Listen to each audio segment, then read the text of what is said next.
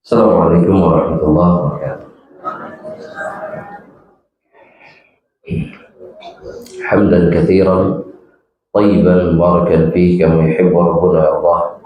Asyhadu an la ilaha illallah wahdahu la syarika lah wa asyhadu anna Muhammadan abduhu wa rasuluhu la nabiyya ba'dah. Allahumma shalli wa sallim wa barik ala nabiyyina Muhammadin sallallahu alaihi wasallam wa ala alihi wa ashabihi ajma'in, amma ba'd.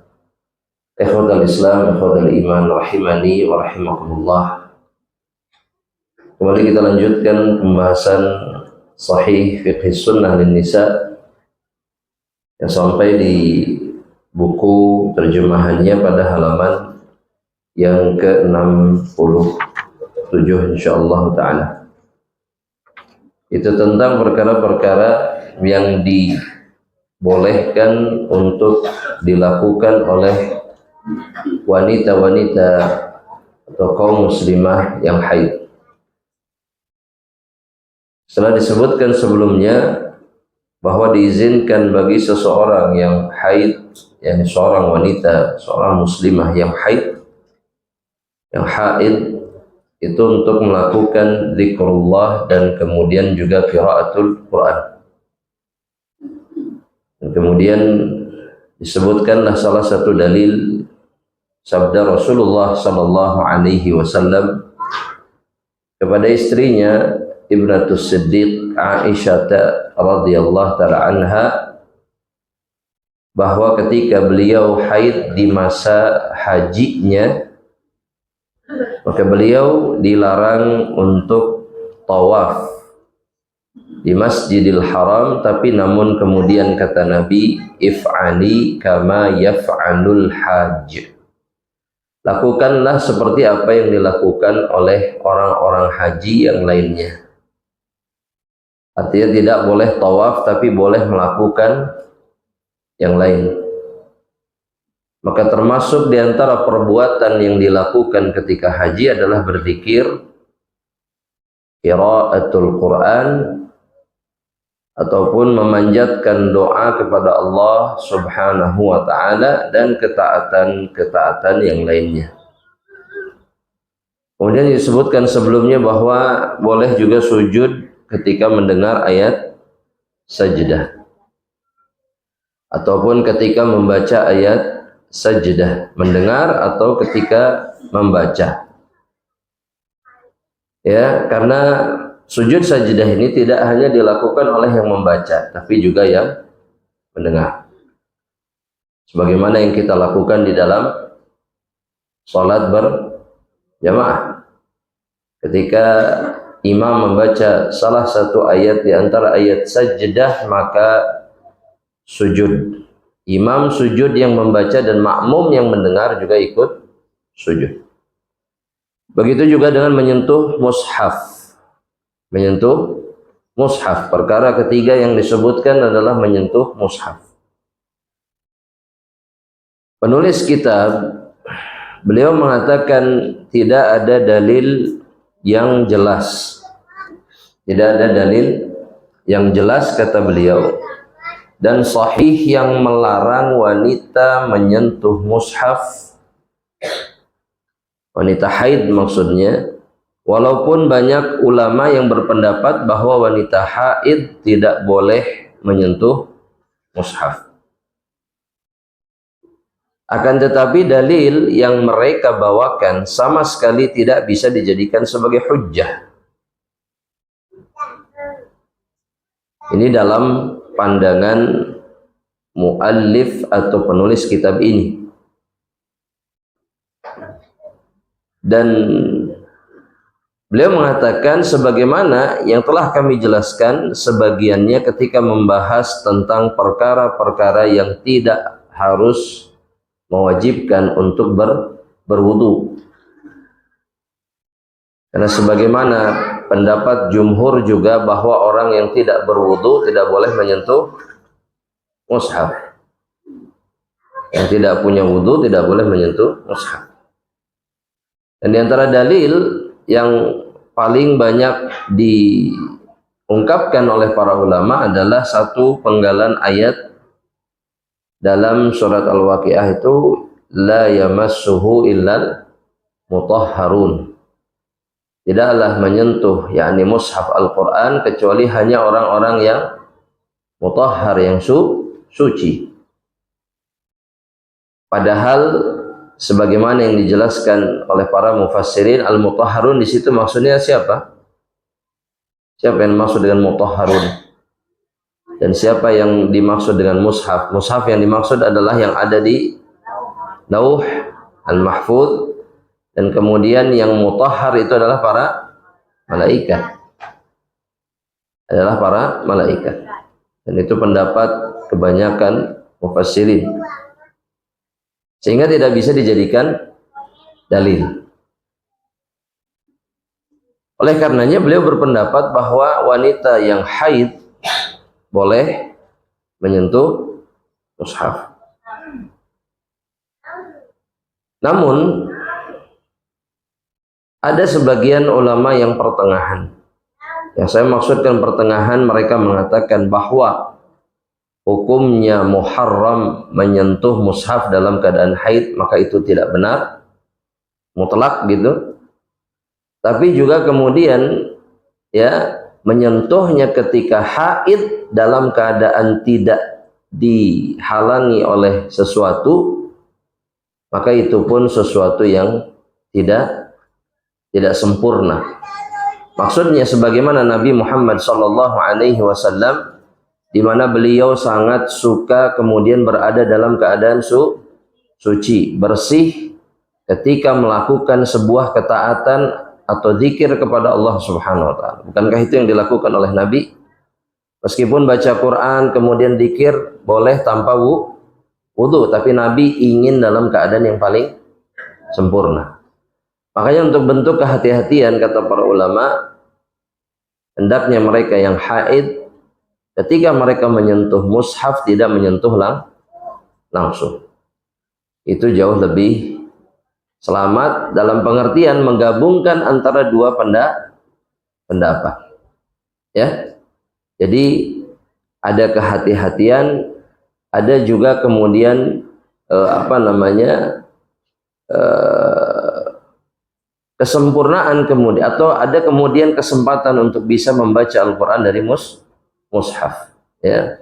Karena memang berbeda membaca dari mushaf dengan membaca dari ingatan. Sama atau berbeda? Sama atau berbeda?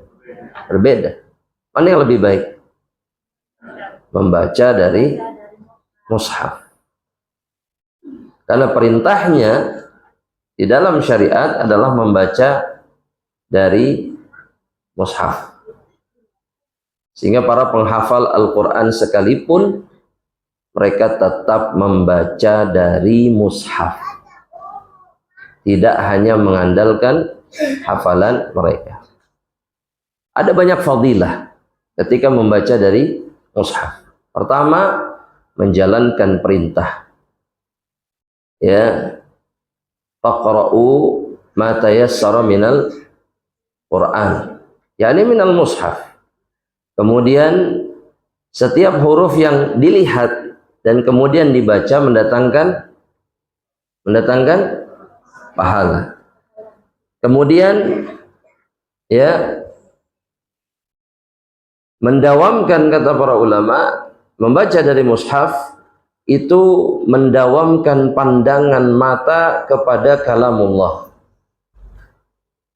Jadi kita selalu melihat perkataan-perkataan Allah, dan tidak ada yang lebih indah untuk dipandang melebihi firman-firman Allah Subhanahu wa ta'ala, ya, dan fadilah-fadilah yang lainnya. Kemudian yang keempat, ahibati fillah, yang dibolehkan ketika wanita haid, suami membaca Al-Quran di pangkuan istrinya yang sedang haid. Suami membaca Al-Quran, itu yang jadi masalahnya. Kalau berada di pangkuan saja, pangkuan wanita yang haid, hukumnya apa? Anda ulangi sekali lagi pertanyaan. Berada di pangkuan wanita yang sedang haid, suami, itu hukumnya apa? Ya boleh, itu bahasa Arabnya apa? Mubah, jaiz, jaiz, mubah sama artinya. Mubah, ya mubah, mubah atau wajib? Mubah sudah. Nah, yang jadi masalah bukan berada di pangkuannya, tapi yang jadi masalah adalah membaca Al-Quran dalam keadaan sang suami ini kepalanya sedang disandarkan kepada pangkuan istri. Itu yang jadi masalah. Qiraatul Quran yang dibaca oleh suami dalam keadaan yang sangat dekat tuh sama istrinya. Apakah boleh atau tidak? Karena terjadi khilaf. Tapi yang sahih pendapatnya adalah karena Nabi melakukannya sallallahu alaihi wasallam. Saya mau tanya, biasanya para suami membaca Al-Quran di pangkuan istrinya atau tidak? Tidak. Membaca apa? Isti'adzah? Enggak juga. Membaca apa? Hah? Oh, doa keselamatan. Masya Allah. Ada apa ini? Ya. Artinya mereka tidak melakukan ketaatan. Sedangkan Nabi Muhammad SAW, ini sebagai tambahan faidah, ketika berada di dekat istrinya, dalam keadaan yang sangat dekat, beliau tetap beribadah. Baik itu zikir, baik itu membaca Al-Quran. Maka semestinya inilah yang dilakukan pasangan suami istri meskipun dalam keadaan yang bisa dikatakan keadaan intim mereka. Ya. Jadi bukan hanya saja membicarakan masalah dunia, kapusing, semua dibicarakan kalau lagi berdua. Tapi kemudian tidak beribadah. Maka bagaimana caranya bisa diberkahi oleh Allah Subhanahu wa taala? Kemudian Syekh berdalil bagaimana bisa boleh, karena dalam hadis sahih riwayat Imam Bukhari Muslim, kata Ibunda Aisyah, kana Nabiyyu sallallahu alaihi wasallam asnada ra'sahu, menyandarkan kepalanya fi hijri wa yaqra'ul Qur'an, di pangkuan saya beliau membaca Al-Qur'an, padahal pada saat itu kata Aisyah, anni haid, pada saat itu saya sedang haid. Ya, Nabi Muhammad SAW itu menyelisihi orang-orang musyrik dan orang-orang Yahudi di dalam memperlakukan istri-istri mereka ketika haid. Yahudi dan musyrik itu menjauh dari istri-istri mereka, dipisah, ditinggalkan dari tempat tidurnya, dan seterusnya. Tidak ada kedekatan. Sedangkan Nabi Muhammad SAW itu justru sangat dekat dengan istrinya ketika haid. Gak ada bedanya, bahkan keintimannya sama saja ketika haid ataupun ketika tidak haid. Maka ini pelajaran dari Rasulullah SAW bahwa wanita haid itu satu-satunya yang tidak boleh dilakukan dengan wanita haid itu hanya jima. Sudah, titik. Antara suami istri itu hanya itu yang tidak boleh dilakukan. Itu yang diharamkan oleh Allah Subhanahu wa ta'ala. Dalam surat Al-Baqarah Allah mengatakan apa? Fa'tazilun nisaa fil mahid. Tinggalkan wanita kalian. I'tizal di sini maksudnya bukan tinggalkan tidurnya, bukan, tapi jangan digauli, jangan dijima ketika mereka sedang haid. Itu Allah yang mengharamkan.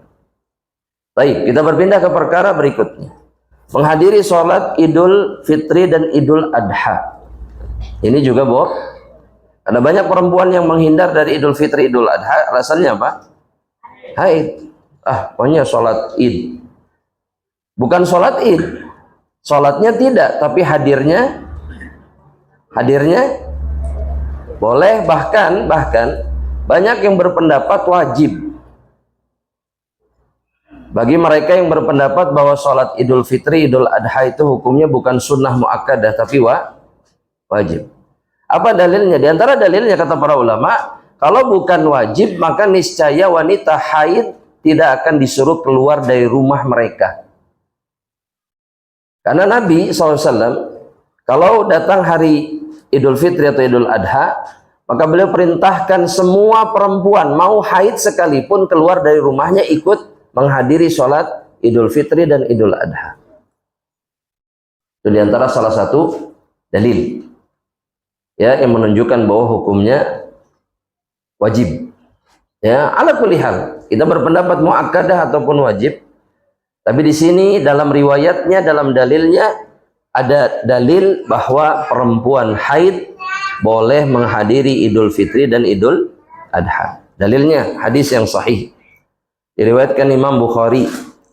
Kata Nabi Muhammad sallallahu alaihi wasallam, Nabi mengatakan, "Yakhrujul awatiqu wa zawatul khudur wal huyyad wal yashhadnal khaira wa da'watal mu'minin wa ya'tazilul huyyadul musalla." Hendaknya para wanita yang belum menikah, yakni para gadis ataupun wanita-wanita yang dipingit, Anda mau tanya dulu, kenapa wanita dipingit? Dan apa maksudnya dipingit itu? Hah? Kenapa? Takut diculik sama jin. Takut diculik. Kenapa dipingit? Maksudnya wanita pingitan itu apa? Wanita yang sudah balik, gadis dan siap dinikahkan. Agar dia tidak terjerumus ke dalam dosa dan terjaga kehormatannya, maka dipingit. Dan ini dilakukan di zaman Rasulullah SAW. Ya, makanya ketika orang tua itu masih berusaha keras menjaga kehormatan anak-anak perempuannya, maksiat itu sedikit. Maksiat itu sedikit. Karena ketika orang tua tidak berusaha keras menjaga anak-anak perempuan yang sudah balik, disitulah letak sumber fitnah dan musibah. Sehingga maksiat merajalela di mana-mana. Karena Nabi yang bilang bahwa wanita itu adalah fitnah yang paling dahsyat. Yang paling dahsyat.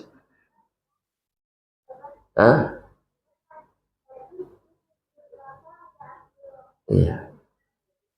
Dan wanita-wanita yang dipingit itu, kalau kita nanya, emang dipingit ada dalam Islam? Itu terjadi di zaman Rasulullah SAW. Dan Nabi membiarkan dan membenarkan. Paham maksud Anda? Ya, ada, berarti boleh. Ya. Dan itu semua dalam rangka menjaga kehormatan dan kaum muslimin. Kemudian wanita-wanita yang sedang haid juga sama. Wanita-wanita haid sama, suruh keluar kata Nabi untuk menyaksikan kebaikan dan dakwah kaum muslimin. Jadi semua harus hadir mendengarkan apa khutbahnya. Tapi kata Rasulullah SAW, hendaknya wanita-wanita haid menjauhi tempat sholat. Tapi hadir diperintahkan oleh Rasulullah SAW karena mereka tidak sholat. Dan yang maksud musalla di sini apa? Yang dimaksud dengan musalla, lapang tanah kosong yang digunakan untuk sholat id.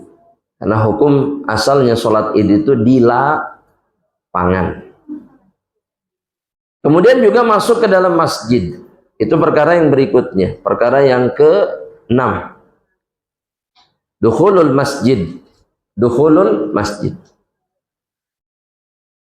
Ada perbedaan, ada khilaf yang sangat panjang kata Syekh ya, yang mendalam dan tidak dibahas oleh beliau di sini. Namun beliau mengemukakan apa yang menjadi pendapatnya. Jadi ada yang mengharamkan wanita haid masuk masjid dan ada yang mengizinkan wanita haid masuk masjid. Nah, beliau memilih yang membolehkan. Dalilnya, kata beliau, hadis yang sahih, ya, ini diriwayatkan Imam Bukhari, yang diriwayatkan dari Ibunda Aisyah radhiyallahu taala anha. Dari Ibunda Aisyah radhiyallahu taala anha. Di mana Rasulullah SAW mengizinkan, ya, Aisyah untuk masuk ke Masjidil Haram. Boleh masuk. Yang diharamkan oleh Rasul, yang tidak dibolehkan oleh Rasul adalah tawafnya. Masuk boleh. Seperti sekarang kan masjid, kita masuk pintunya nih ya. Itu kan sudah masjid, betul? Nah, Aisyah boleh masuk masjid radhiyallahu ta'ala anha. Yang tidak boleh adalah tawafnya. Itu dalil yang pertama yang disebutkan oleh beliau. Dalil yang paling kuat. Yang kedua adalah kisah wanita yang berkulit hitam yang bermalam di Masjid Nabawi, di Masjid Nabi Muhammad SAW. Wanita berkulit hitam yang menginap di Masjid Nabawi. Ya, dan juga ada riwayat yang lain yang menyebutkan bahwa wanita ini adalah wanita yang suka membersihkan masjid. Ya, artinya hidupnya memang di mana? Di masjid. Ada kemungkinan dia haid? Ada kemungkinan dia haid dalam masjid? Ada. Tapi dia tetap berada di dalam masjid. Dan dalil-dalil yang lainnya. Tapi yang menarik di akhir beliau mengatakan begini. Ya, meskipun demikian, hendaklah seseorang senantiasa beristikharah kepada Allah di dalam masalah ini. Jadi kalau ragu ini teh boleh atau tidak boleh, maka jalan keluarnya apa?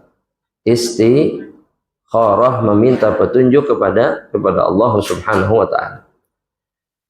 Dalam hadis yang sahih, jamaah rahmatillah Allah, sahabat Jabir itu mengatakan, hadisnya sahih, ya, seingat ana riwayat Imam Muslim.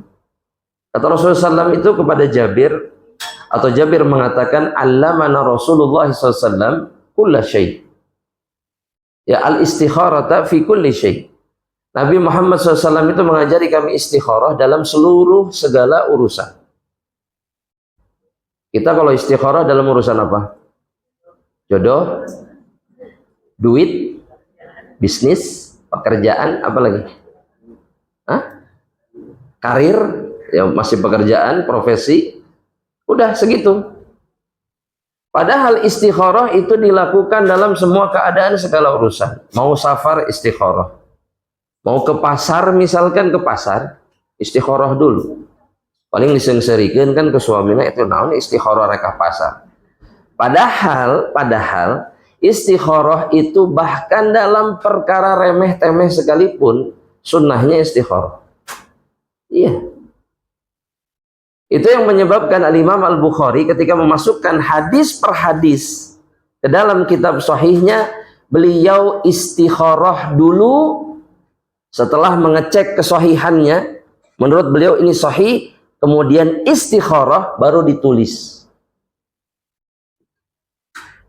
Maka belasan ribu rakaat beliau lakukan beristikharah kepada Allah, karena ada 7.000 lebih hadis yang dimasukkan oleh beliau ke dalam kitabnya. Makanya kitabnya berkah, karena selalu minta petunjuk kepada Allah. Ana yakin doa istikharah kita sudah agak lupa. Betul? Ya, karena nikah sudah lama. 40 tahun yang lalu Ustaz istikharah. Betul? Iya. Atau misalkan awal bisnis dulu udah lama istikharah. Ayeuna mah poho.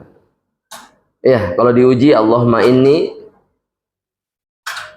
tuh kan, astakhiruka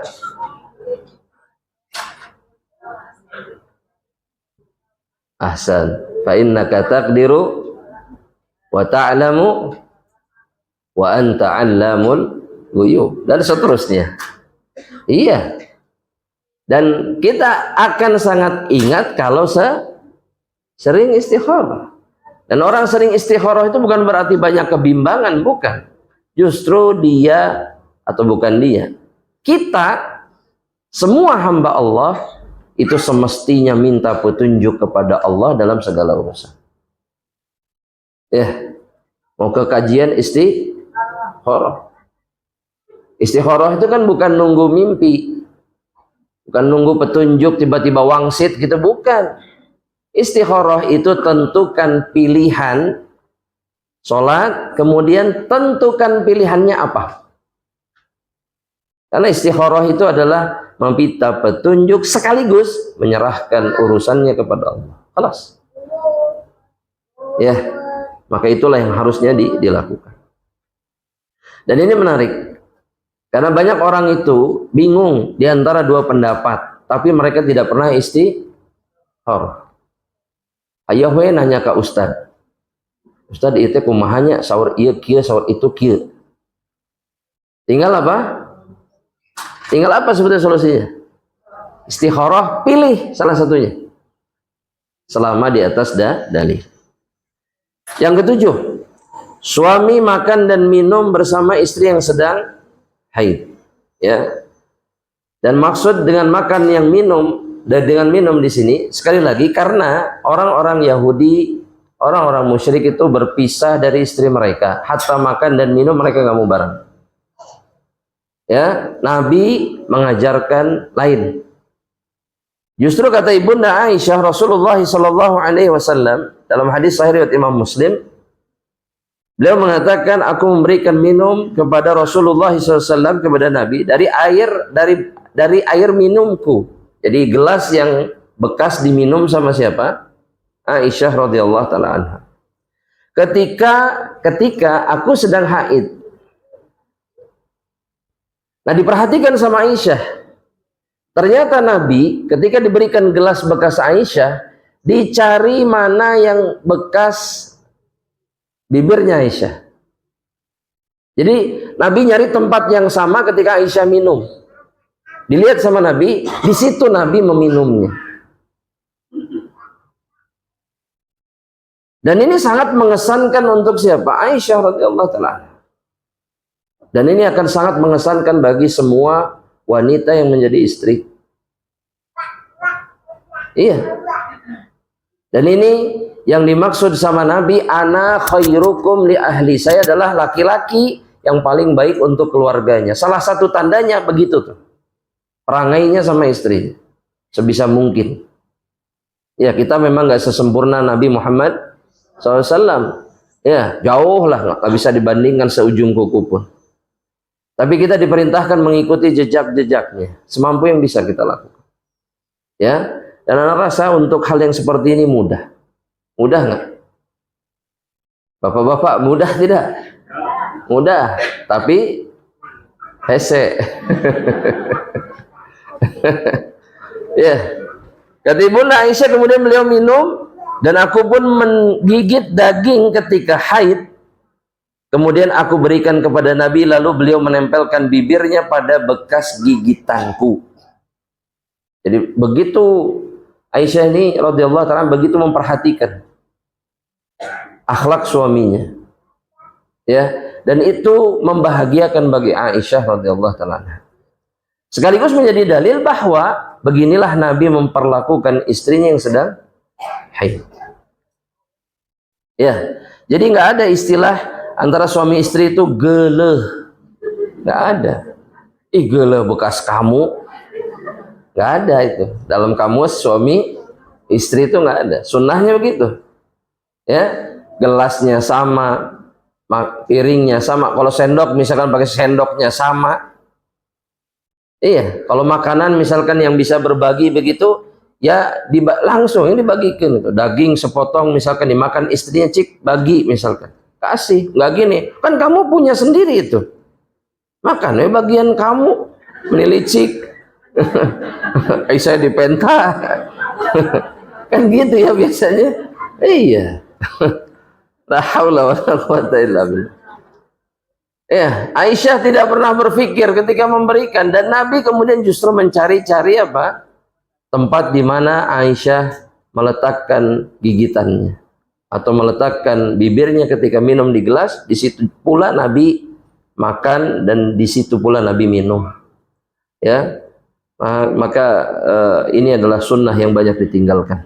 Ya, tapi syahidnya di sini Nabi makan bersama istrinya yang sedang haid. Kemudian yang kedelapan, wanita berkhidmat kepada suaminya. Yani yang dimaksud dengan khidmat di sini adalah melayaninya kebutuhan pribadinya, melayani kebutuhan pribadi, seperti mencuci kepala. Jadi zaman Rasulullah SAW, istri-istri Rasulullah yang mencuci atau membersihkan kepala Rasul, menyisir rambutnya, merapikannya, ya. Dan dalam satu hadis riwayat yang sahih, riwayatkan Imam Bukhari Muslim, kuntu urajjilu sya'ran Nabi sallallahu alaihi wasallam. Aku menyisir rambut Nabi Muhammad sallallahu alaihi wasallam wa ana haid, dalam keadaan saya haid. Dalam riwayat yang lain disebutkan Nabi menjulurkan kepalanya ketika iktikaf. Ya, dan Ibunda Aisyah merapikan rambutnya, menyisiri, meminyaki dalam keadaan haid. Ya. Jadi ini juga boleh. Jadi interaksi secara apa?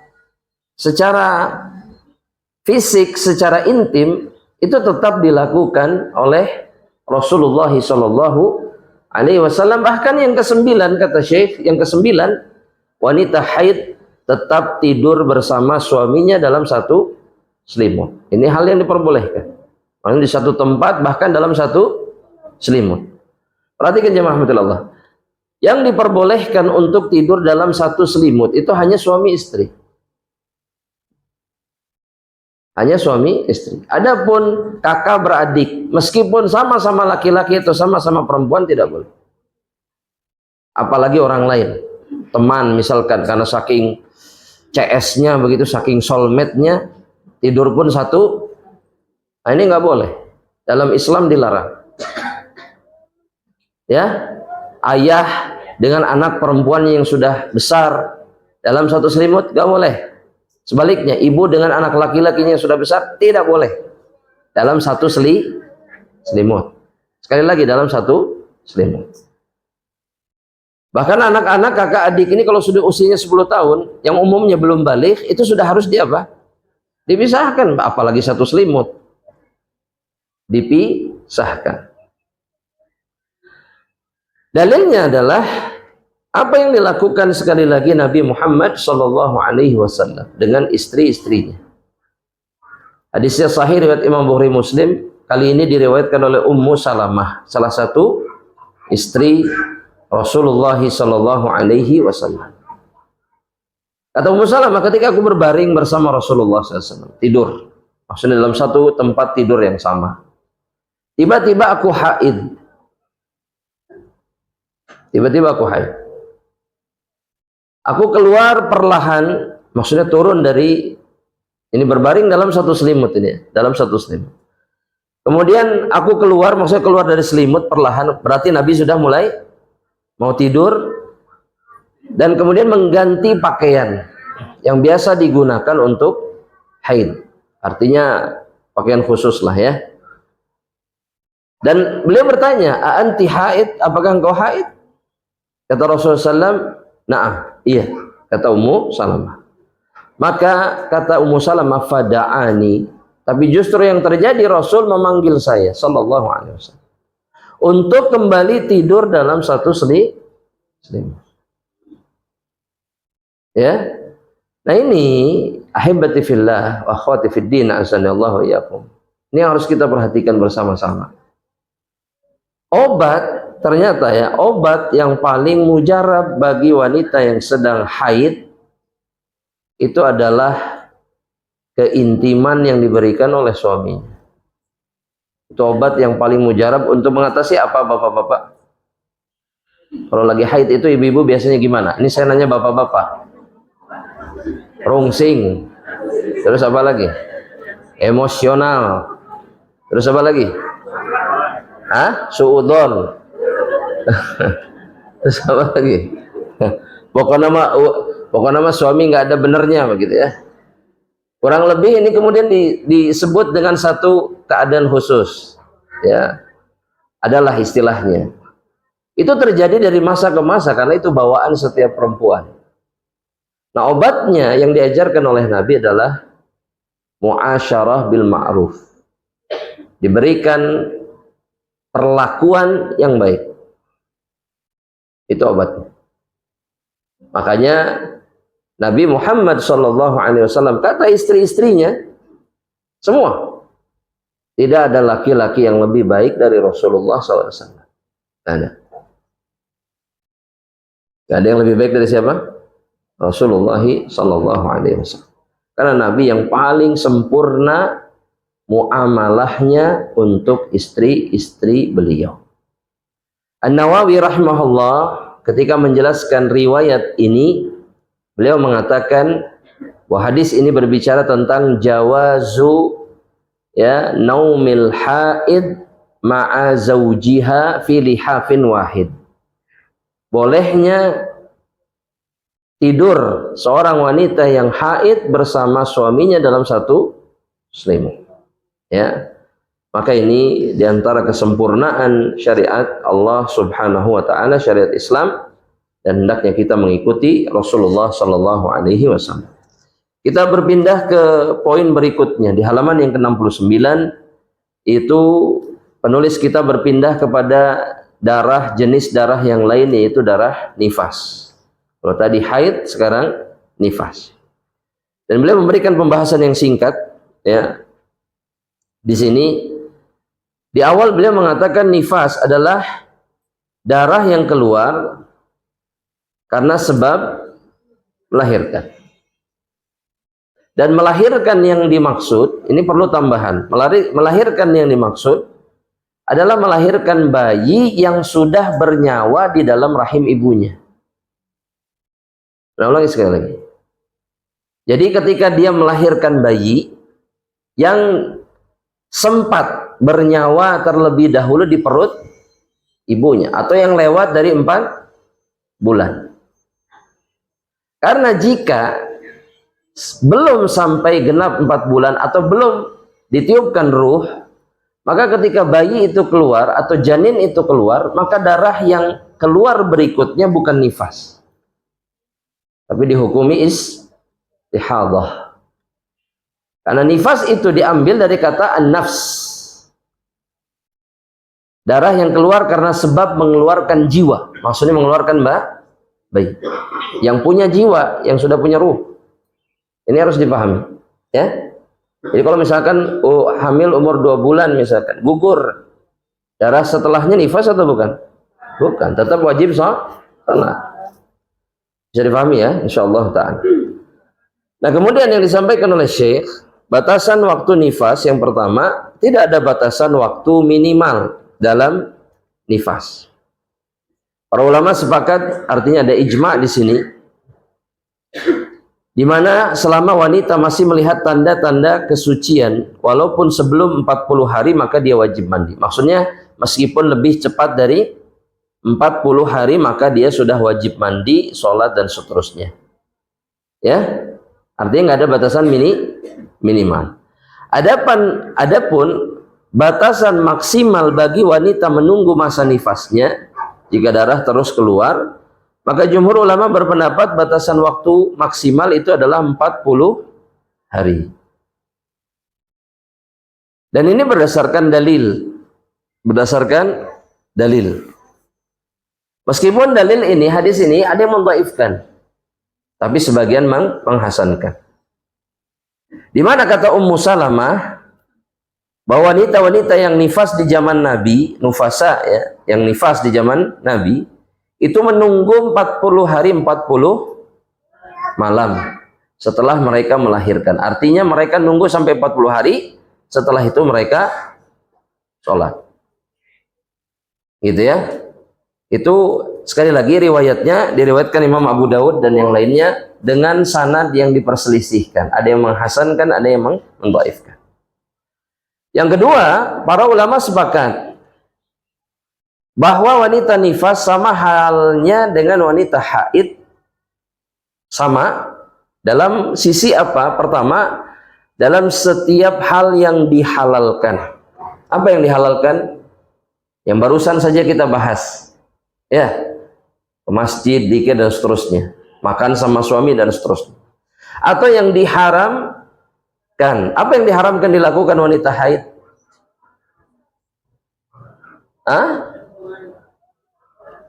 Berhubungan suami istri dan seterusnya. Ataupun dimakruhkan ataupun dianjurkan. Sama. Wanita haid itu dianjurkan apa? Zikir, mandi. Masih tetap dianjurkan mandi. Maksudnya mandi biasa. Dan tetap melakukan ketaatan-ketaatan yang bisa dilakukan wanita haid. Karena sebagian wanita itu kalau lagi haid seperti lagi ambil cuti dari ibadah. Off gitu. Ya, maaf ya, seminggu ke depan off dulu. Karena sedang haid. Jadi benar-benar off. Wala dzikir wala qiraatul Quran. Jika nu bebas we bukan apa.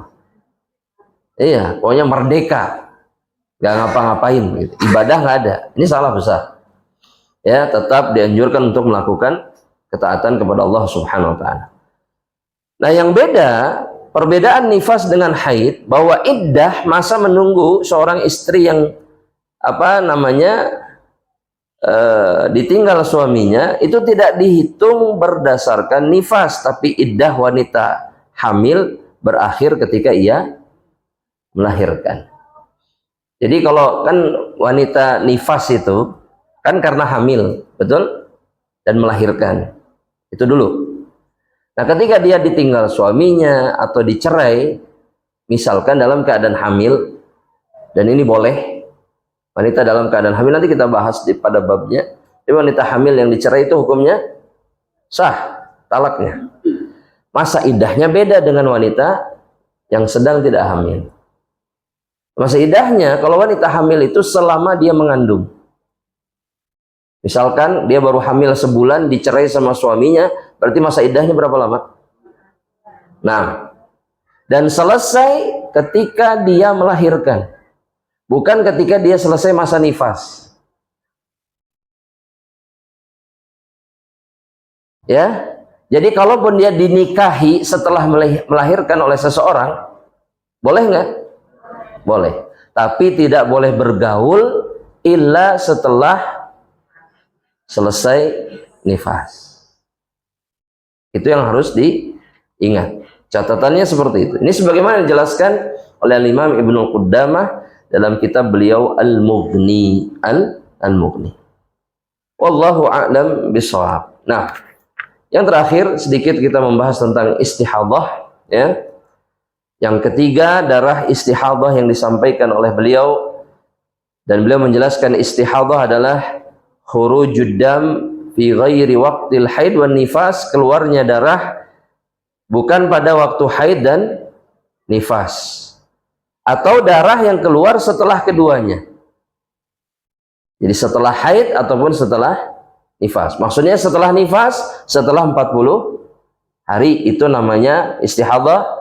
Atau setelah haid masih ada darah, sifat darahnya bukan sifat darah haid, maka itu dihukumi istihadah. Dan ini bukan darah yang biasa keluar, tapi dia darah yang keluar dari pembuluh darah. Ini yang dikatakan sama Nabi Muhammad Sallallahu Alaihi Wasallam, ya, darah yang keluar dari pembuluh darah. Dalam satu riwayat atau dalam istilah para ulama itu disebut dengan nazif. Jadi pendarahan. Nazif istilahnya. Pakai zai, nazif. Ya, dan itu penyebabnya kata Nabi karena robeknya pembuluh darah. Nabi bilang begitu kepada seorang sahabiah yang istihadah. Hukumnya wanita istihadah ini hukumnya apa? Seperti wanita haid atau nifas? Ulangi sekali lagi. Wanita yang istihadah itu hukumnya seperti wanita haid atau seperti wanita nifas? Tidak seperti keduanya. Wanita istihadah itu hukumnya suci, thahirah, dan dia tidak dilarang mengerjakan sholat dan puasa, wajib. Tetap sholat dan tetap puasa. Dan dia boleh digauli suaminya dalam pendapat jumhur ulama. kalau istihadah. Dia boleh digaul. Secara hukum syar'i. Anda ulangi sekali lagi, secara hukum syar'i. Kalau secara kesehatan kemudian dianggap berbahaya, maka itu masalahnya lain. Jelas ya? Nah, menentukan darah istihadah, ya, apabila darah ini tidak keluar pada waktu haid atau nifas, yang pertama, apabila darah ini tidak keluar pada waktu haid dan nifas, ya, ini bapak-bapak, mungkin bapak-bapak teh rada ngahulang sebetulnya, yang nggak mengalami gitu ya. Tapi bapak-bapak harus tahu, apalagi punya istri, punya anak perempuan. Ya, punya istri, punya anak perempuan. Atau yang lainnya. Jadi ketika istri kita ataupun anak-anak perempuan kita yang sudah baligh itu pada waktu haid ataupun nifas, itu darahnya tidak keluar. Maksudnya tidak keluar darah ini. Dan tidak bersambung. Jadi darah ini tidak bersambung dengan haid ataupun tidak berkaitan, tidak berdekatan waktunya, dan kemudian keluar di waktu selain waktu itu, maka tidak diragukan ini disebut dengan darah istihadah. Jadi maksudnya haidnya tanggal 8, selesai tanggal berapa misalkan? 15 misalkan atau 16. Nah, ini darahnya keluar di tanggal 25 misalkan. Ada darah lagi tanggal 25, sudah selesai masa haid, ada jarak waktu, keluar darah lagi. Maka secara umum ini darah apa? Istihadah. Yaitu maksudnya. Adapun jika keluar darah istihadah bersambung dengan darah haid dan nifas, bersambung, maka apa yang harus dilakukan? Bagaimana cara menentukannya? Maka kata beliau, wanita dalam masalah seperti ini atau kondisi seperti ini tidak lepas dari 4 keadaan. Jadi kasusnya nggak akan keluar dari 4 secara umum. Nah, kita sebutkan yang pertama saja. Yang pertama, karena kebiasaan. Apa maksudnya? Jika seorang wanita mengetahui batas waktu haidnya, maka hendaklah dia menunggu batas waktu tersebut, kemudian dia mandi dan sholat. Jika waktu tersebut melebihi batas yang ada, maka darah yang keluar dihitung sebagai darah istihadah. Jadi maksudnya haidnya jelas dan selalu seperti itu. Karena ada wanita-wanita yang memang selalu tepat. Namun kemudian masih tetap keluar di luar masa sucinya, maksudnya harusnya sudah beres, sudah selesai, tapi tetap aja. Maka yang lebih dari itu, dalam kondisi wanita seperti ini dihukumi istihadah. Terkhusus jika apa? Jika darah yang keluar sifatnya tidak sama dengan darah haid, masih tetap keluar darah, maka lihat seperti haid atau bukan. Ini khususnya. Anda ulangi sekali, khususnya kondisinya seperti ini. Sudah bersih harusnya, tapi masih tetap keluar darah. Padahal tidak pernah seperti ini. Maka lihat darahnya. Darah seperti darah haid atau seperti darah istihadah. Mungkin nanyanya begini, darah istihadah seperti apa? Seperti darah segar. Ya bapak-bapak, darah segar itu kayak gimana sifatnya? Merah, yang merah wetos gitu ya. Merah warnanya, terus apa lagi? Amis, tapi amisnya tidak cenderung busuk. Amis baunya, terus apa lagi? Encer. Kalau darah haid tidak, dia punya sifat yang lain. Ini yang kebiasaannya tetap. Itu kondisi yang pertama. Yang kebiasaannya jelas teratur. Maka begini cara menyikapinya.